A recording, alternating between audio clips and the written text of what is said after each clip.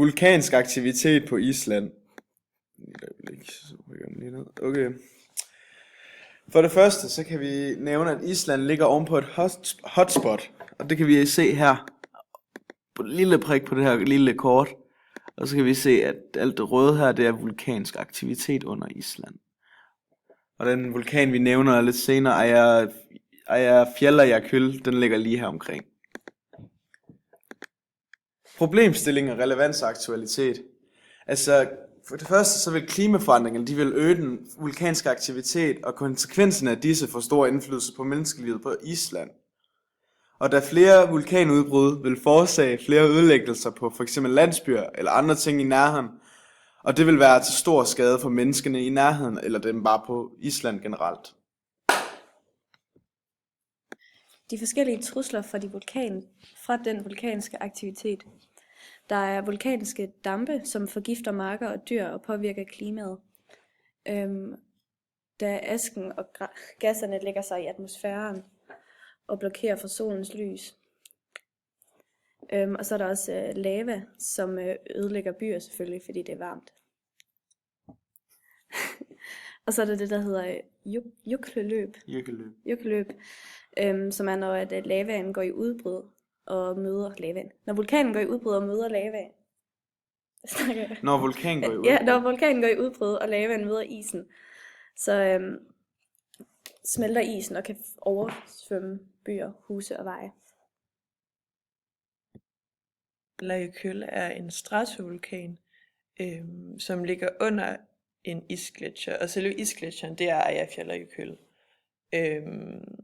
Og stratovulkaner, de har ofte andesitisk lava, derfor går vi også ud fra, at denne her vulkan, den producerer andesitisk lava, som er den sejtflydende lava, og som også er den eksplosive lava. Ja. Men det, der er meget specielt ved Eyjafjallajökull, det er, at den har flere rum, hvor den har magma til at ligge, så magmaen fordeler sig ud i forskellige dybder. Og det var også grunden til, at udbruddet i 2010 var så voldsomt, fordi at den opadstrømmende magma, den mødte en gammel magma med en anden kemisk sammensætning og en anden temperatur, så det var noget andesitisk magma, der mødte noget basaltisk magma.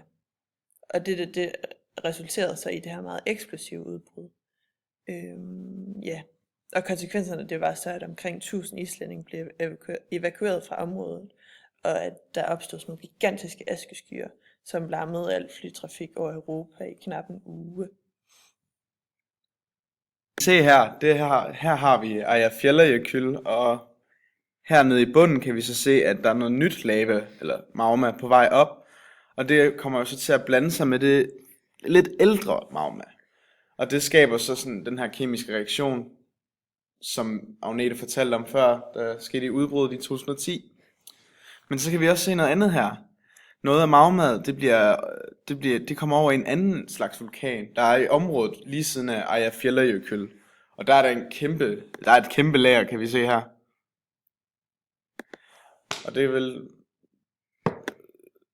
Og det, at magmakammeret det er herover, det er lidt atypisk i forhold til, at vulkanen den er egentlig her.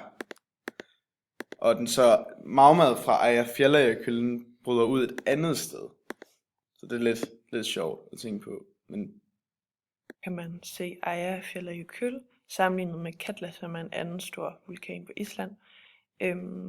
Og Eyjafjallajökull, som Daniel han snakkede om før, så er det så specielt, at lavaen fordeler sig ud i flere dybder. Og faktisk, at udbruddet det fandt sted derovre ved Fimmvörðuháls, hvor Katla har, som en ordinær eller normal vulkan, så har den et magmakammer, hvorfra så magmaen strømmer op. Men det specielle ved Katla, det er altså, at sidste udbrud, det var i 1918, så derfor så venter man stadigvæk på, at den snart vil gå i udbrud, og det kan blive meget ekstremt. Og så kan man sige, at Katla ligger under en gletsjer, hvilket betyder, at der kan være risiko for et jøkkelløb, som jo kan erodere meget natur og marker og byer. veje og så videre. Så oversigt over de forskellige typer lava, hvor vi vil snakke om andesitisk og rhyolitisk lava, fordi at andesitisk lava er det, som Eyjafjallajökull producerer, eller det, der kommer op af den vulkan. Som jeg nævnte før, så resulterer den her andesitiske lava, den er meget eksplosiv. Og den kan så resultere i de her gaseksplosioner, som gør, at der kommer helt vildt meget aske ud i luften, som var tilfældet i 2010. Men samtidig så er den andesitiske lava meget sejtflydende, og den når altså ikke så langt, så den vil ikke kunne nå at komme ud og ødelægge byer og sådan noget. Og det er også det, der gør, fordi lavaen størkner på vej ned af vulkanen, det er også det, der skaber den her kegleformede vulkan, fordi der ophobes lava. Ja. Sider ved vulkansk aktivitet. Vi kan finde 2 positive sider ved det. Og den største fordel er helt klart geotermisk energi, som opvarmer hele Island op og støtter hele Islands energiforbrug. Geotermisk energi fungerer ved, at man borer ned i undergrunden til det lag, hvor varmen kan udnyttes. Herfra pumpes vandet op og det varme vand fra undergrunden opvarmer via en varmeveksler det vand, man skal bruge til jernvarme. Når vandet fra geotermisk boring er afkølet, pumpes det via en anden boring, en såkaldt injektionsboring, et stykke væk fra den såkaldte produktionsboring ned i undergrunden igen. På den måde opretholdes trykket i undergrunden, og det vand, der pumpes ned igen, vil blive opvarmet og strømme tilbage imod produktionsboringen. Så de kan ligesom bruge det her varme fra vulkanerne til at varme hele øen op. Og vulkansk aktivitet tiltrækker også mange turister, som er en stor fordel for Islands økonomi, fordi de har virkelig været bagud med økonomien. Super. Og så kan vi se fordelingen af geotermisk energi og andre slags energiformer i Island. Så vi kan se her, ca. 63,3% er geotermisk energi, og 19,4% er fra hydrologisk energi og 14,3% er fra fossile brændstoffer.